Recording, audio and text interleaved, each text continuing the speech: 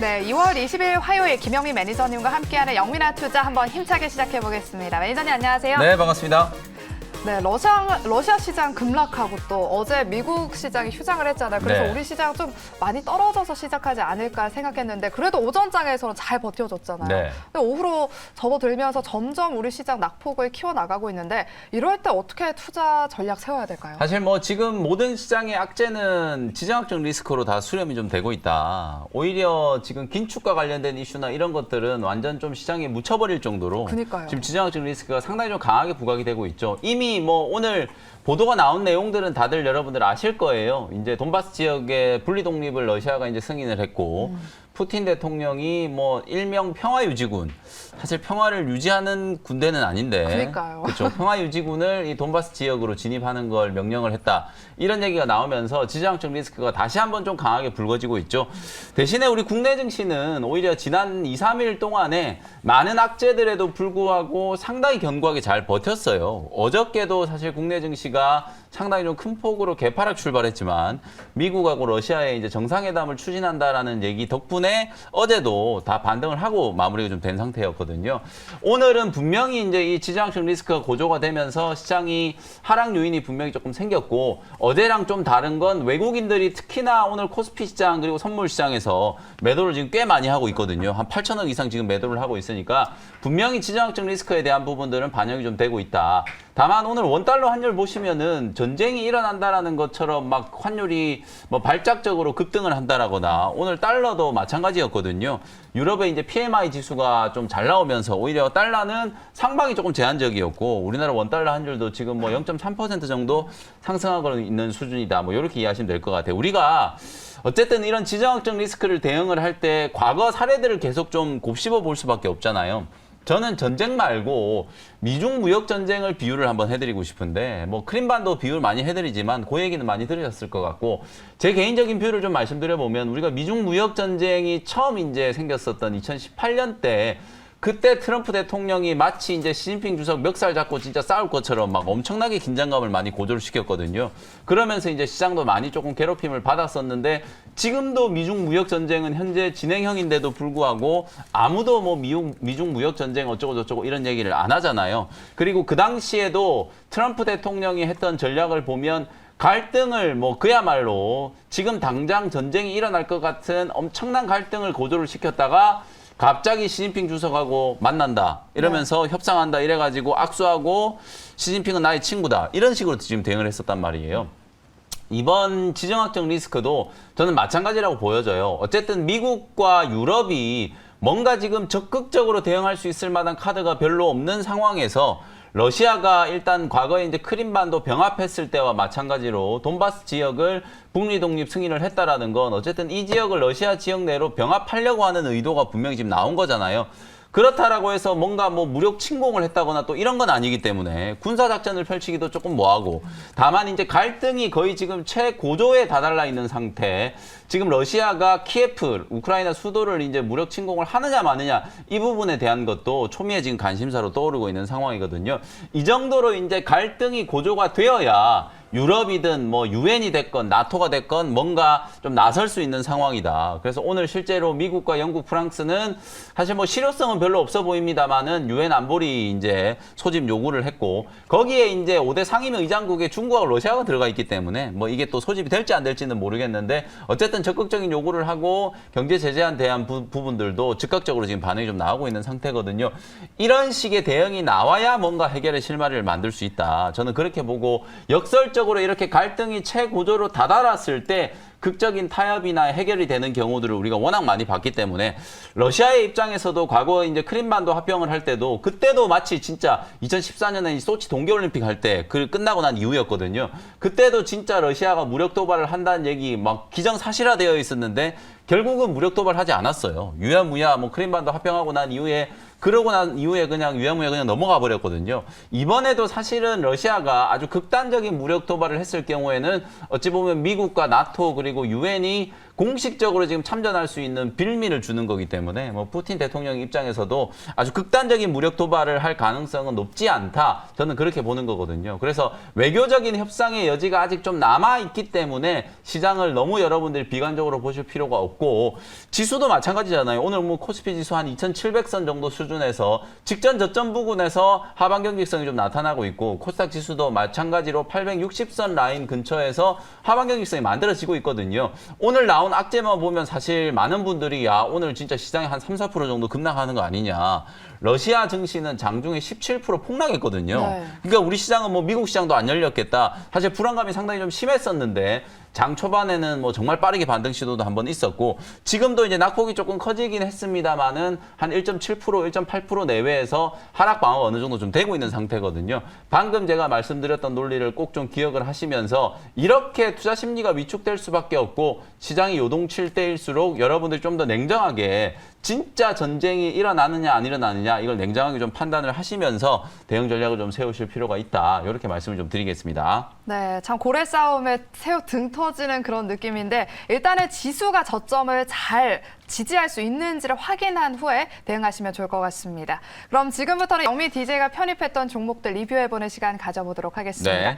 먼저 어제 편입했던 칩셋미디어부터 리뷰해보겠습니다. 오전장에서 5% 수익이 났었습니다. 앞으로 네. 대응 전략 어떻게 뭐 세워볼까요? 고점 대비하면 한 약 5% 가까이 수익이 났는데요. 네. 사실 어저께 장이 끝나고 나서 애플이 또 우리 국내 OSAT 기업하고 애플카 협력을 추진하고 있다. 뭐 이런 보도가 나오면서 오늘 장 초반에 대성 파인텍이라든지 그다음에 이제 인포뱅크 같은 이런 종목들이 초반에 급등세가 나왔거든요. 근데 지금 워낙 뭐 시장 분위기가 좀 안 좋다 보니까 윗꼬리가 좀 길게 달리면서 좀 흘러내렸고 칩셋 미디어도 이제 상승폭이 조금 둔화되면서 한 2% 정도 하락 전환이 좀 되어 있는 상태예요. 제가 어저께 칩셋 미디어 소개해드릴 때 말씀드렸던 가격하고 거의 비슷하거든요. 22,000원에 말씀드렸기 때문에 지금도 뭐 충분히 공략할 수 있는 자리다. 저는 그렇게 말씀을 좀 드리고요.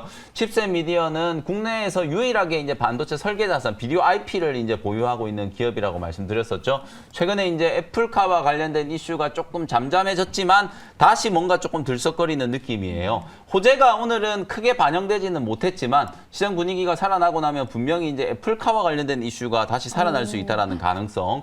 거기에다가 이제 ARM 지분 매각과 관련된 이슈. 삼성전자가 과연 ARM 지분을 이제 투자하느냐 마느냐. 어쨌든 설계 쪽이 팹리스 회사에 대한 삼성전자의 투자 가능성이 충분히 남아 있기 때문에 뭐 칩셋 미디어라든지 텔레칩스라든지 이런 종목들은 지금이 아주 좋은 좀 공략 포인트다. 이렇게 말씀을 좀 드려보고요. 목표가 23,000원 말씀드렸으니까 참고하셔서 대응을 한번 해보시면 되겠습니다. 네, 칩셋 미디어는 오늘도 매수의 기회다라고 리뷰 도와주셨고요. 다음 종목은 이수페타시스 한번 살펴보도록 하겠습니다. 변동성이 큰 요즘 같은 이런 시장에서도 반도체 기판 관련주들은 하방이 좀 단단한 모습을 보여주고 그렇죠. 있는데요. 이 종목 어떻게 될까요? 이게 결국은 실적 이슈 때문에 버티는 거예요. 지금 뭐 비비런덕은 사실은 실적밖에 없잖아요. 그쵸. 4분기 실적 시즌 다 끝났고 이제 2월 중순이 지금 넘어가고 있는 상황이잖아요. 2월 말로 지금 접어들었기 때문에 조만간에 이제 3월이 되면 1분기 실적에 대한 기대감들이 형성되기 시작할 거거든요. IT 업종 중에서 그리고 반도체 업종 중에서도 가장 이제 실적에 대한 모멘텀이 강하게 부각되는 종목들이 반도체 기판 관련된 종목들이에요. 대표적으로 뭐 심텍, 대덕전자 말씀드렸고 제가 후속주로 이수페타시스 말씀드렸는데 이수페타시스는 오늘도 지금 빠지지 않고 강보합권에서 지금 잘 버티고 있잖아요. 네. 차트가 일단 제가 말씀드렸던 7,400원 정도 라인의 저항대를 지금 이미 한번 뚫어놓은 상태이기 때문에 거래가 뭐 아주 강하게 실린 건 아니지만 기관들이 계속해서 좀 매집을 하고 있고 추세적인 상승이 더 이어질 수 있는 가능성이 좀 높다. 저는 그렇게 보여지고요. 이수페타시스, 뭐 대덕전자, 코리아서키트, 심텍 이런 종목들이 오늘 뭐 심텍도 차트를 보시면 상당히 좀 견조한 흐름이 나타나고 있죠. 시장이 급락하고 있을 때도 이런 종목들이 흔들리지 않는다는 거예요. 코리아서키트도 마찬가지죠. 대덕전자가 아직까지 조금 바닥에서 분명히 이제 가격 매력이 좀 부각될 수 있는 상황인. 대덕전자는 다른 종목들은 다 코스닥에 상장되어 있는 종목인데요. 네. 대덕전자는 코스피 종목이에요. 아무래도 오늘 수급이 코스피가 조금 어렵다 보니까 코스닥에 상장되어 있는 종목들보다는 매수세가 좀 강하게 들어오질 못하고 있는 상황인데 사실 어느 시장에 상장됐는지가 중요한 건 아니잖아요. 결국 이제 기업 가치가 중요한 거고 얼마나 강한 실적 모멘텀이 부각될 수 있느냐가 중요한 거기 때문에 뭐 대덕전자가 충분히 추가적인 상승 여력이 있기 때문에 이수페타시스, 대덕전자 이런 종목들을 후속적으로 계속해서 관심을 좀 가져보시면 좋을 것 같습니다. 네, 알겠습니다. 이렇게 이수페타시스 리뷰 들어봤고요. 그럼 우리 시청자분 종목 상담 짧게 도와드리도록 네. 할게요. 삼성전자 75,800원인데 비중이 80%거든요. 네. 장기 전망 부탁드려요. 뭐 장기 전망을 물어보셨기 때문에 뭐 지금 자리는 삼성전자는 그냥 좀 묻어놓을 자리다. 73,000원 부근에서 하방이 만들어지고 있기 때문에 1차적인 반등 목표치는 8만 원. 올해 하반기 때쯤 되면은 8만 원 후반까지도 저는 충분히 가능하다. 반도체 업황이 뭐 누구도 부인할 수 없을 정도로 지금 상당히 좀 좋다. 뭐 지정학적 리스크 때문에 약간 노이즈가 있긴 하지만 어쨌든 지정학적 리스크는 언젠가는 해결이 될 거기 때문에 중장기적인 관점으로 보면 뭐 지금 충분히 보유할 수 있을 만한 종목이다. 이렇게 말씀드리겠습니다. 네, 삼성전자는 묻어두자라고 상담 도와드렸습니다. 그럼 오늘 시장에서 우린 어떤 종목에 집중해보면 좋을지 원샷 원킬 종목 공개 바로 도와주실게요. 네, 기판 관련된 종목을 좀 준비를 해왔는데요. 네. 18,000원 현재가에 인터플렉스라는 종목을 편입을 한번 해보도록 하겠습니다. 조금 전에 우리 생쇼 노광 매니저께서 이제 맞아요. 소개해준 종목하고 겹치는데요. 사실 이제 차트를 보면은 중장기 파동을 제가 한번 분석을 해드려 보도록 할게요. 기술적으로 보면 이 종목이 거의 한 2달 가까이 17,000원대 저항을 받으면서 못 올라가고 있다가 아까 제가 보여드렸던 이수페타시스와 마찬가지로 인터플렉스는 오늘처럼 약세장에 오히려 상단 저항을 지금 뚫어내고 있는 상황이거든요. 네. 주가의 흐름 자체가 오늘 오전에 시장이 반등이 빠르게 좀 들어올 때 반도체 기판 또 PCB 관련된 종목들이 가장 먼저 움직였기 때문에 사실 수급적인 측면도 오늘 아주 좀 긍정적으로 작용을 하고 있다. 그렇게 보여지고요. 앞서 말씀드렸던 이 반도체 기판과 달리 인터플렉스는 FPCB, 연성 회로 기판이라고 하잖아요. 이 FPCB를 주력으로 이제 생산하는 기업이고 월봉을 놓고 보시면 과거에 이 회사가 2016년, 2017년에 엄청나게 급등을 한번 했었던 적이 있었어요. 이때 왜 급등을 했느냐? 요 인터플렉스라는 회사가 애플에다가 FPCB를 납품을 했었거든요. 그 기대감이 선반영되기 시작하면서부터 주가가 바닥권에서 거의 뭐 7배 가까이 급등을 했어요. 근데 지금 보시는 것처럼 대체 이 회사에 무슨 일이 있었던 건지 불과 1년 만에 주가가 폭락을 해가지고 도로 제자리까지 주저앉았거든요. 애플에 공급을 했던 FPCB가 불량 이슈가 생겨가지고요. 애플이 막 소송도 하고 그리고 애플 벤더 회사에서 떨어져 버렸어요. 그러다 보니까 당연히 실적이 안 좋았고 최근 몇 년 동안에 계속해서 적자가 날 수밖에 없었는데 작년 하반기 때부터 이제 턴어라운드가 돼가지고 아마도 지난 4분기 실적까지 감안하면 아직 확정 실적이 발표가 안 됐거든요. 지난 4분기 실적까지 감안하면 드디어 이제 작년에 흑자 전환에 성공을 했을 걸로 추정이 좀 되고 있어요. 4년 연속 적자였다가 이제 작년에 흑자 전환에 이제 성공을 한 걸로 보여진다. 이렇게 말씀을 좀 드릴 수 있을 것 같고 디지타이저 얘기가 많이 나오잖아요. 이게 쉽게 얘기하면은 아날로그 신호를 이제 디지털 신호로 교환하는 그런 이제 기능을 하는 거라고 보시면 되는데 스마트폰에 들어가는 반도체 FPCB 기판이에요. 연성회로 기판이라고 보시면 되고 요걸 이제 삼성전자 쪽으로 또 다시 납품을 하기 시작하면서부터 실적이 좋아지기 시작했다. 애플 고객사에서는 떨어졌지만 삼성전자 쪽으로는 납품을 재개를 하기 시작하면서 사실은 삼성전자도 어찌 보면은 이 기판 관련된 종목들이 거의 대부분 다 망해가지고 도산을 한 상태였기 때문에 선택적 대안이 별로 없었거든요. 그러다 보니까 이제 인터플렉스가 나름대로 기술력이 좀 괜찮은 기업이다 보니까 삼성전자 쪽으로 다시 납품을 하게 됐고 최근에 삼성전자가 갤럭시 S22 언팩을 했잖아요. 네. 지금 역대급의 사전 예약이 몰리고 있다라고 해요. 실제로 작년에 삼성전자는 전략적으로 갤럭시 폴더 시리즈, 맞아요. Z 폴드라든지 폴더블 폰 시리즈에 워낙 좀 강조를 좀 많이 하다 보니까 갤럭시 노트를 이제 출시 안 한다 이런 얘기가 있었거든요. 그래서 사실 많은 사람들 노트를 이제 애용하는 사람들이 조금 되게 아쉬워했었는데 이번에 갤럭시 S22 울트라 모델로 출시되는 거는 거의 갤럭시 노트와 비슷하게 S펜이 이제 장착이 될 거라고 보여지거든요. 그래서 사전 예약을 한 사람들의 거의 대부분이 갤럭시 S22 울트라를 이제 사전 예약을 했다라는 거예요. 그만큼 이제 판매에 대한 기대감도 좀 고조가 되고 있고 또 여름쯤 되면은 폴더블 스마트폰 시리즈도 이제 또 출시가 좀 될 거거든요.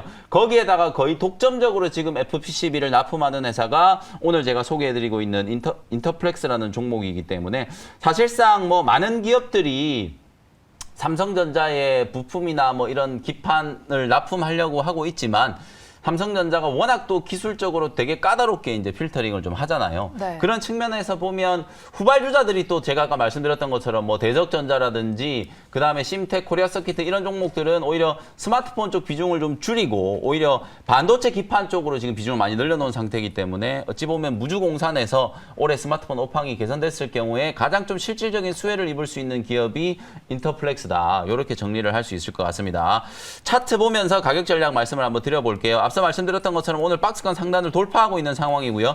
18,000원 현재가로 일단 매수를 했고 목표 가격은 21,000원, 손절 가격은 15,000원 정도로 제시를 해드리도록 하겠습니다. 네, 오늘 종목은 인터플렉스입니다. 참고하시고요. 오늘도 공개 방송 있으시죠? 네, 오늘도 오후 4시에 무료 방송 해드릴 건데 지금 리오프닝 관련된 얘기 워낙 많이 하고 있잖아요. 근데 리오프닝 관련된 수혜주들 중에서는 지금 당장 실적이 좋아지지 않을 기업들도 되게 많거든요. 오히려 IT 업종이 저는 리오프닝의 최대 수혜주다. 네. 그런 내용들 무료 방송 시간에 자세히 설명드리도록 할 테니까 4시에 다시 뵙도록 하겠습니다. 네, 저희는 내일 이 시간에 다시 찾아뵙도록 하겠습니다. 여러분 고맙습니다.